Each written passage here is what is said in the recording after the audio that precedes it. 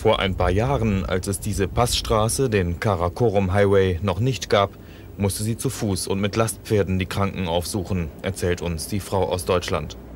Tage und Wochen war sie dann mit den einheimischen Lepra-Helfern unterwegs.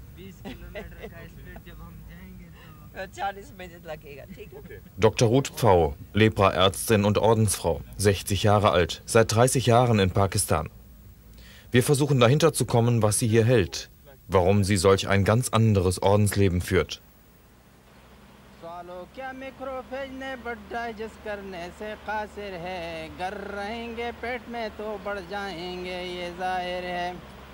हजम करने के लिए लिम्फोसाइड उसको ऐलान कर सकते हैं लिम्फोसाइड एम लेप्रे का पहचान कर सकते हैं लिम्फोसाइड एम लेप्रे का पहचान कर सकते हैं वापस आकर लिम्फ नोड में ये इन्फॉर्म कर सकते हैं।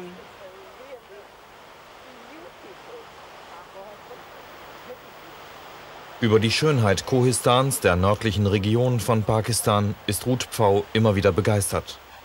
An diesem Tag begleitet sie die einheimischen Lepra-Assistenten nach Dubair in eine abgelegene Hütte, um sich ein eigenes Bild von den Patienten zu machen. Lepra ist ansteckend, wenn auch nicht beim bloßen Händeschütteln. Und oft wird diese Krankheit innerhalb der Familie weitergegeben. Weibliche Lepra-Helfer gibt es hier im Norden nicht. Die Stammessitten lassen es nicht zu, dass eine Frau allein oder gar mit anderen Männern als ihrem Ehemann herumreist. Als Ausländerin und Ordensfrau hat es Ruth Pfau damit leichter. Weil nur Frauen die Frauen untersuchen und behandeln dürfen, geht sie immer wieder selber zu den Familien. Ein Privatleben, wie wir es kennen, hat sie nicht. Alles, was ich lebe, ist Privatleben.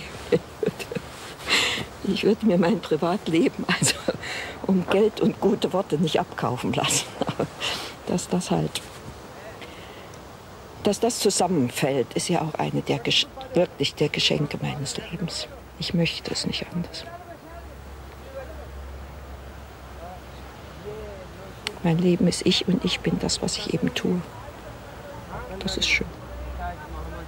Das ist schön, also dass man so existenziell, so mit allen Kräften so konzentriert leben kann. Das ist schön. Bei jedem Wetter, ohne zu wissen, wo man die Nacht verbringen wird. Immer mit lebensgefährlichen Situationen rechnen, sei es eine blutige Stammesfehde oder ein Bergrutsch. Könnte darin der Reiz für ein solches Leben liegen? Braucht sie den Nervenkitzel des Abenteuers? Ich nehme an, ich bin jetzt alt und vernünftig genug, wenn es nötig ist, auch mal ohne auszukommen. Aber ich bin jedes Mal wieder froh, dass sie sich ergeben. Jeder Mensch braucht seine Heiß und für mich ist es wirklich immer noch das Abenteuer. Oder das, was danach kommt, das Gefühl. Oder diesen immer wieder dem,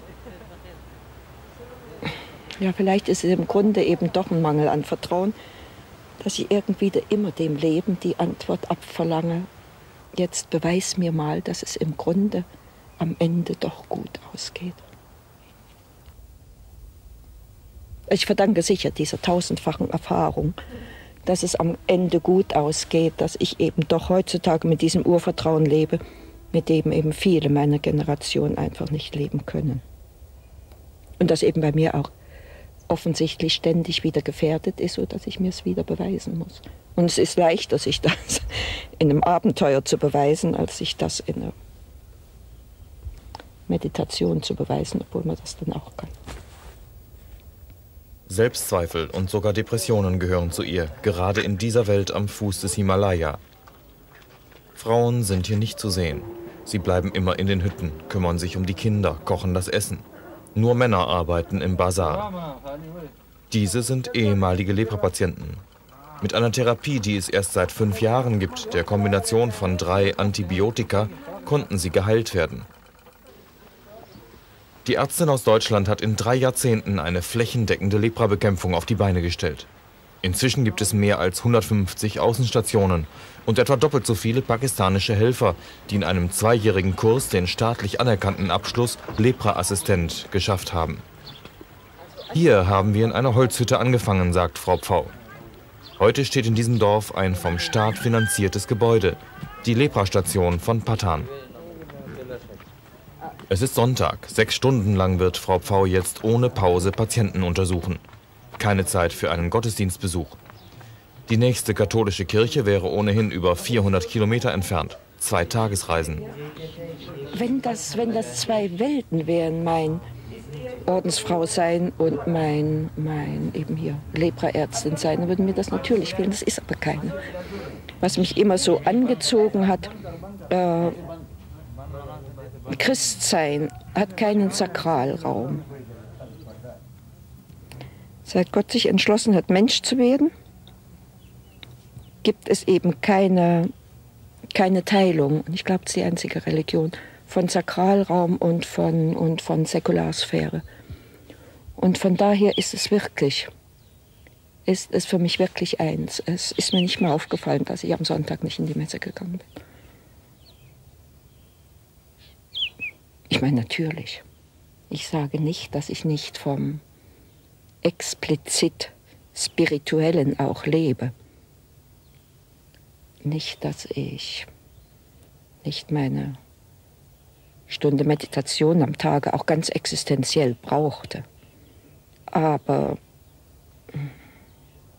wie soll ich sagen, liturgisch verfasst brauche ich es nicht, obwohl ich es sehr genieße, wenn ich es mal habe. Ich meine, wenn ich es liturgisch verfasst gebraucht hätte, hätte ich halt das Leben nicht leben können.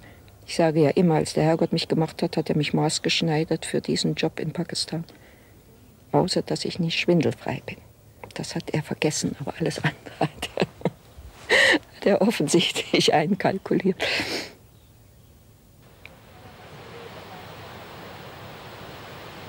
Der Weg zu den Hütten der Kohistani ist oft abenteuerlich. Man weiß nie, ob solch ein Steg nicht eine Falle ist, für die Angehörigen eines anderen Stammes bestimmt, mit dem gerade eine Blutrache ausgetragen wird. Wenn sich einer von einem Mitglied des Nachbarstammes beleidigt fühlt, entstehen oft jahrelange Fehden. Steinzeitliche Stammessitten und der Islam vermischt mit den Resten einer heidnischen Naturreligion. Wie kann man sich in einer solchen Kultur überhaupt heimisch fühlen? Das ist wohl in so einem Schluss mitgekauft, dass man eben in dem Sinne Heimat nicht hat. Ich bin in gewisser Beziehung natürlich kein Deutscher mehr und ich bin kein Pakistanier und werde das auch nie werden. Heimat liegt wohl eben in dieser Brückenfunktion zwischen 2 Kulturen, die sich nicht treffen, nicht austauschen und damit auch nicht bereichern könnten, wenn sich nicht irgendeiner bereit erklärt, dazwischen zu stehen und diese Brückenfunktion zu leisten. Natürlich beinhaltet das eben erlebnismäßig einen Gutteil Heimatlosigkeit. Auf der anderen Seite bin ich natürlich hier auch schon so weit verwurzelt, dass ich es über weite Strecken als nach Hause kommen empfinde. Gerade Pir Baba, wo ich schon 65 angefangen habe, wo eigentlich unsere Lepra-Karriere begonnen hat.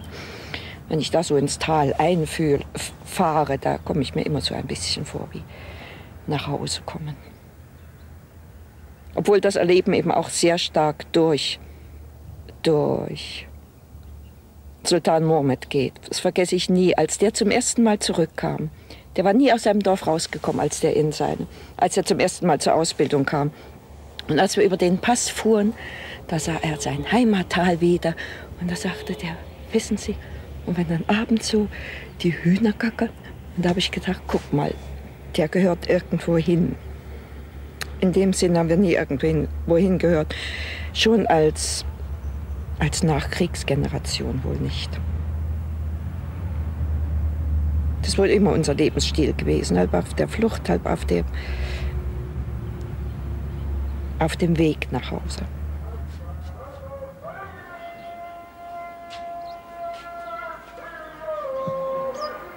Die Moschee von Pir Baba. Der Islam bestimmt den Alltag der Menschen, besonders in der 4-wöchigen Fastenzeit, wenn man von Sonnenaufgang bis Sonnenuntergang nichts essen und trinken darf. An den Wegen zum Gebetshaus hocken die Händler.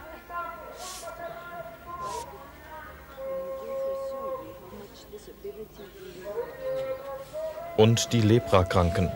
Diese Frau wurde nicht rechtzeitig behandelt. Ihre Entstellungen sind nicht mehr rückgängig zu machen.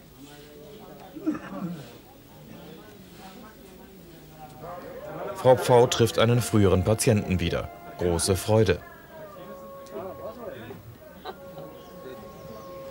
Auch hier innerhalb der Moschee sehen wir nur Männer. Sie bestimmen das öffentliche Leben. Nur Männer schließen Geschäfte ab und erledigen Formalitäten auf den Ämtern. In diese Männerwelt kam die junge Ärztin 1960. Sie war gerade ein Jahr zuvor in den Orden der Töchter vom Herzen Mariä eingetreten. Eine ungewöhnliche Umgebung für ein Noviziat. Wir waren damals 3. Janine war ja dabei, noch eine deutsche Krankenschwester. Wir waren etwa alle in dem gleichen Alter. Und wir sind halt haben uns einfach normal benommen, nach unserem Vorstellung normal benommen. Und da wir uns bei diesen öffentlichen Ämtern niemals in die wartende Reihe der Männer einordnen konnten, mussten wir also jedes Mal sofort vorgelassen werden, weil es eben keine Warteräume für Frauen gab und man einfach nicht wusste, wo man uns parken konnte. Also von daher waren die offiziellen Kontakte rasch geknüpft. Wo liegen die Gründe für diese Zweitklassigkeit der Frauen in Pakistan? Liegt das an der Religion, am Islam? Also ganz bestimmt nicht im Islam. Theologisch ließe sich diese Diskriminierung der Frau in keiner Weise aufrechterhalten. Die Frau des heiligen Propheten war eine bekannte Tuchhändlerin, die immer ihr eigenes Einkommen gehabt hat und von daher schon sehr unabhängig war. Es sind zweifellos Stammessitten, sehr viel stärker als religiöse Sitten, die da mitspielen. Und dann halt eine herrschende Klasse hat ihre Privilegien ja noch nie freiwillig abgegeben. Und so haben die Männer in diesem Land offensichtlich keiner Weise irgendwelche Pläne, ihre Privilegien abzugeben. Wie kommen Sie persönlich damit klar? Tja, klar komme ich damit natürlich überhaupt nicht. Es gibt halt Dinge, die man wohl in seiner eigenen Einflusssphäre punktuell angehen kann, die man eben so rasch aber doch nicht ändern könnte. Ich sage immer, wenn die Hindus recht haben und wir haben mehr als ein Leben zu leben, da würde ich das nächste sehr, sehr, sehr gerne in die Women's Lib, in die Befreiung der Frauen investieren. Lepra zu tun und das nebenher, das passt einfach in ein Menschenleben nicht rein. Außer, wie gesagt, die Aufklärungsarbeit, die man eben in seiner eigenen Einflusssphäre machen kann. Und ich muss sagen, unter den Lepra-Assistenten, das Verhältnis zu deren Frauen ist doch ganz sicherlich in Pakistan bereits atypisch. Dass dieser 28-jährige Lepra-Assistent seine Frau in der Küche besucht, ist wirklich nicht normal in Pakistan. Sie schaut etwas verlegen nach unten. Ist es noch nicht ganz gewohnt, so offen mit männlichen Besuchern umzugehen. Auch die Kinder werden die Gleichwertigkeit von Frauen und Männern, wie sie Ruth Pfau immer wieder betont, nicht in der Schule lernen.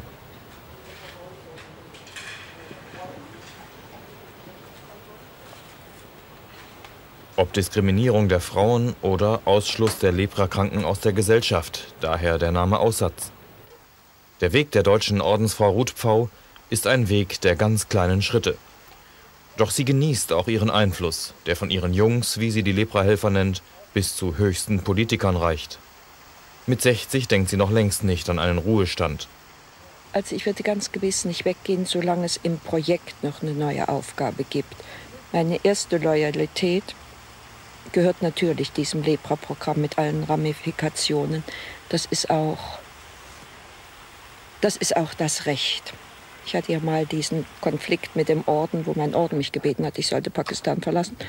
Und da hat das Team echt gefragt. Ja, die haben gefragt, wem gehört die Pfau denn nur eigentlich? Dem Orden oder uns? Und die haben zweifellos ein Anspruchsrecht auf mich.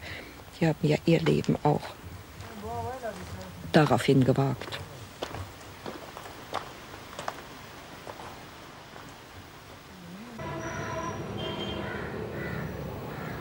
Tausend Kilometer weiter südlich. In Karachi hatte alles begonnen, mit einer Baracke in den Slums. Hier in der 10-Millionen-Stadt in der Wüste steht heute ein Lepra-Hospital mit 85 Betten. Es ist zugleich die Zentrale der Leprahilfe in ganz Pakistan, die überwiegend von den Spendern des Deutschen Aussätzigen Hilfswerks in Würzburg finanziert wird. Ein Patient hinter Gittern. Das Marie Adelaide Leprosy Center ist aber kein Gefängnis. Seit manche Patienten nicht mehr weiterleben wollten, als sie sich im Spiegel sahen, gibt es die Gitter. Die Leprabakterien blockieren zunächst die Nerven, so an den Augenlidern und den Augen. Erblindung ist die Folge. Verstümmelungen an den Gliedmaßen, weil der Patient nicht merkt, wenn er auf einen scharfen Stein tritt oder sich die Finger quetscht. Lepra tut nicht weh.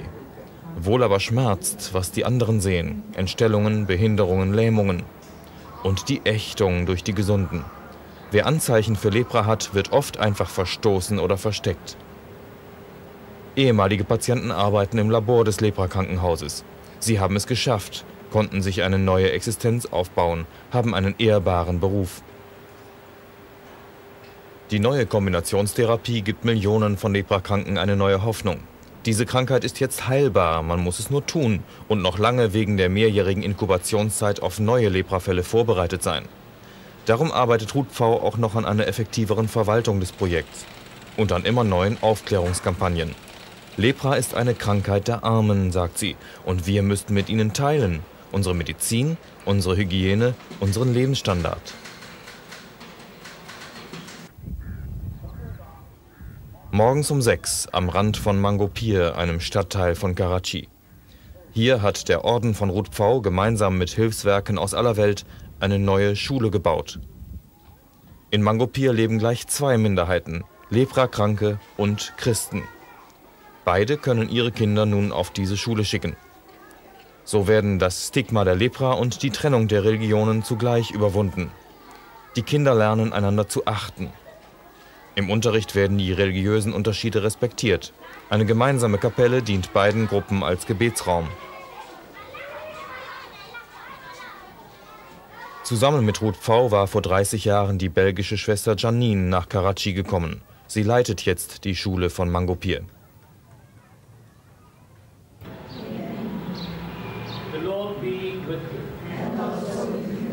Eucharistiefeier am frühen Morgen in der Kommunität der Schwestern, die nach den gleichen Regeln leben wie die Jesuiten und wie sie keine Ordenstracht kennen. Ruth Pfau kann nur selten den Gottesdienst mitfeiern. Sie hat ihre eigene Art der Teilnahme gefunden. Wenn ich länger unterwegs bin, kann ich ja die geweihten Hostien bei mir tragen und das ist mir unheimlich wichtig. Also ob ich das ohne das gemacht hätte, so, das weiß ich auch nicht. Einerseits bis zur Erschöpfung helfen, andererseits eine eigenartige, intensive Mystik. Ruth Pfau braucht offenbar das eine wie das andere. Also es hat mir eben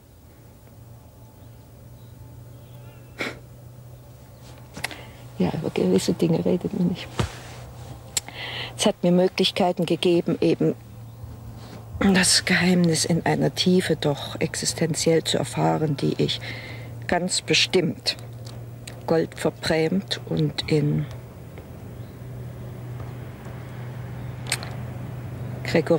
gregorianische Gesänge eingewickelt nie gekriegt hätte. Wie gesagt, so sehr ich, wenn ich die Möglichkeit mal habe, kurzfristig benediktinisch zu leben, so sehr ich das nicht auch schätze.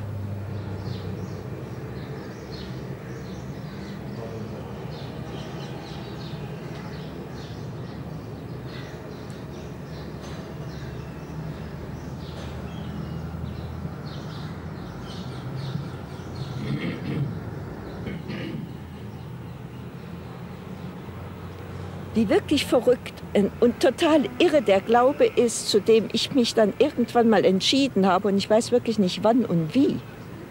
Das ist mir wirklich erst aufgegangen, als ich die Erlaubnis hatte, die Kommunion mitzunehmen.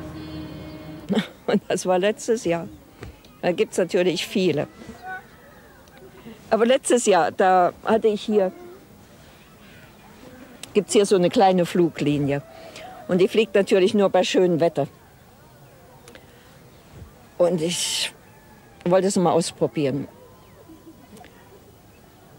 Und hier gibt es ja, also in der ganzen NWFP, die Bombenanschläge sind ja an der Tagesordnung. Also man wird sehr genau durchgecheckt, wenn man in so einen Flughafen reingeht. Und ich hatte die Kommunion bei mir und hatte im Moment nicht dran gedacht. Also bei dieser Untersuchung, da fragte mich die junge Stewardess, die sagt, was haben Sie denn hier? Da habe ich also dieses Golddöschen da rausgeholt und habe ihr es gezeigt. Da hat sie gesagt, darf ich es aufmachen? Ich muss das aufmachen. Ja, sage ich, dürfen es aufmachen. Dann hat sie gefragt, was ist das? Und da stand ich also in dieser Abflughalle und vor mir diese junge muslimische Stewardess. Und da sollte ich sagen, das ist Gott.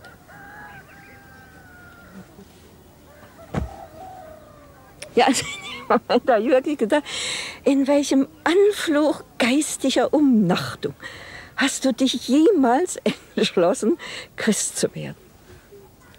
Ja, also das kann man ja unter uns überhaupt nicht. Ich glaube gar nicht, dass man eben in diesem, wie gesagt, in diesem Gold und Liturgie eingepackten westlichen Christentum man irgendwann mal solche Erfahrungen durch äußere, ich meine, man kann immer geistlich durchstoßen, aber dass man durch äußere Erfahrungen mal, durch äußere Umstände auf solche Erfahrungen gestoßen ist. Ja, das ist so eine wahnsinnige Aussage. Ja, ich meine, was habe ich gesagt? Ich habe gesagt, ich bin Christ und uns ist das religiös sehr wichtig und bitte fassen Sie es nicht an. Und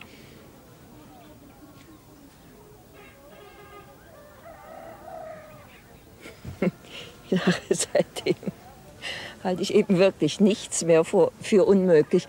Und die Tatsache, dass sich diese Religion 2000 Jahre gehalten hat, also ist mir total unverständlich. Wie gesagt, genauso unverständlich, wie dass ich also um nichts in der Welt sie aufgeben könnte.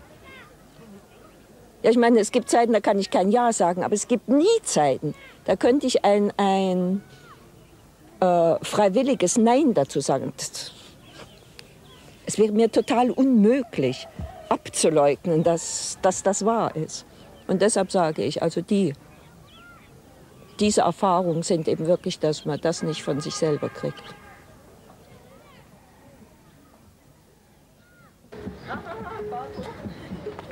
Ruth Pfau und ihre Mitschwestern. Auch Menschen wie sie brauchen die Gemeinschaft. Also ich hätte mir ganz bestimmt, als wir ganz bestimmt ausgestiegen, und zwar total. Also ich hätte das Leben nicht zu Ende gelebt, wenn ich eben nicht auf dieser Basis geborgen wäre und immer wieder die Erfahrung gemacht hätte, dass er mich durchträgt. Das ist keine Frage.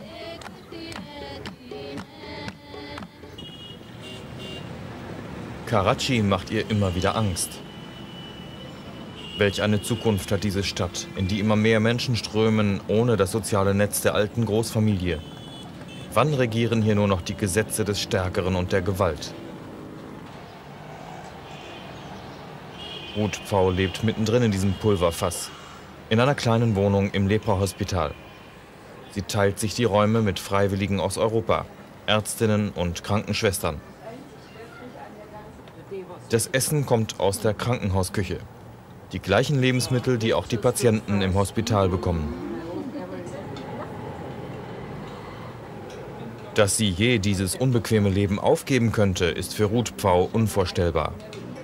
Mit diesem Trend zur Unverbindlichkeit habe ich wirklich Schwierigkeiten. Das klickt bei mir nicht. Dass das Leben unverbindlich sein sollte, das...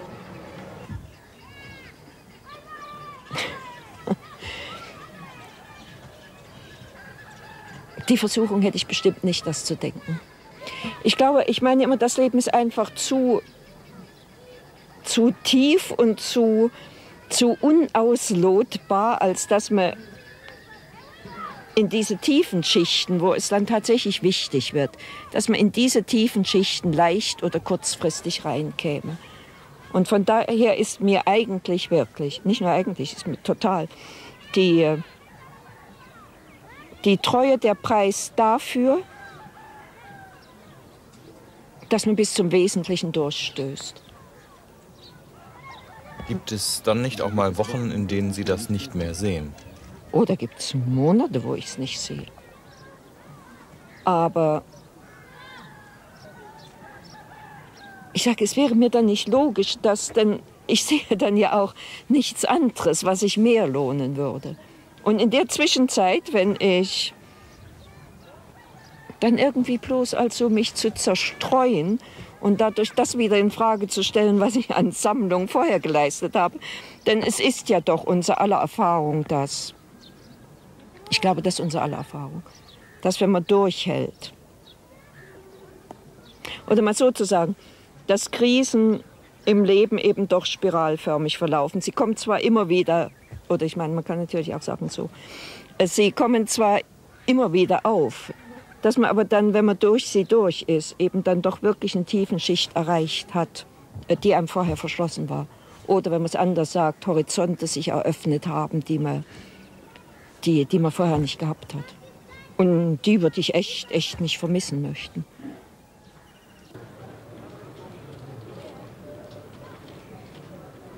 Ruth Pfau hat in Pakistan dafür gesorgt, dass die Lepra wie jede andere Krankheit behandelt wird.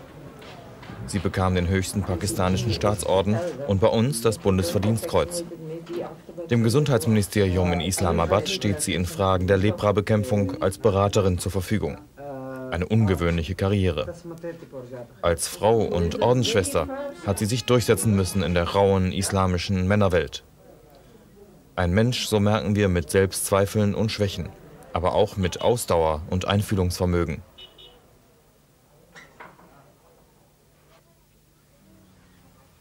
Welche Rolle spielt für Sie das Leid? Ihr persönliches Leid und das der Menschen, denen Sie täglich helfen? Wenn wir Leben haben wollen, dann ist Leben eben Leid und Freude, sonst also Schatten und Licht und sonst wäre es ja nur auch wirklich ein kontrastloses Leben, wäre ja nun tatsächlich banal. Und vielleicht ist wirklich die Banalität heute zum Teil darauf zurückzuführen, dass wir eben das Leid als solches nicht als Wert sehen. Ich rede nicht im Elend, das Wort. Ich meine, ich habe mein Leben ja wirklich dafür eingesetzt, dass ich Elend und Schmerz mithelfe abzuschaffen. Aber Leid ist ja was ganz anderes. Ich meine, die Tatsache, dass Liebe Leid ist, bringt eben das Leid schon in eine ganz andere Wertekategorie als Elend oder Schmerz. Ja, ein leidfreies Leben, würde ich sagen, wäre in der Tat ein banales Leben.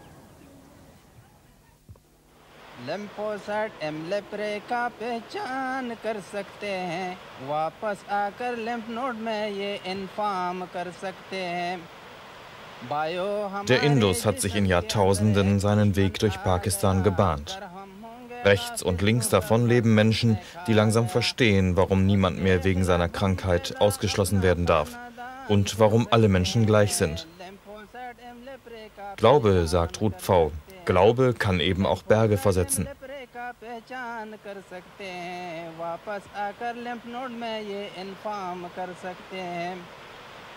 सवालों क्या मैक्रोफेज ने but digest करने से कासिर है गर रहेंगे पेट में तो बढ़ जाएंगे ये जाहिर है हजम करने के लिए लिम्फोसाइड उसको ऐलान कर सकते हैं लिम्फोसाइड एमलेप्रे का पहचान कर सकते हैं लिम्फोसाइड एमलेप्रे का पहचान कर सकते हैं वापस आकर लिम्फ नोड में ये इन्फॉर्म कर सकते हैं मैक्रोफेज ये हजम करो जो तुमने पेट में डाला है ये हमारा दुश्मन है क्यों तुमने पेट में पाला है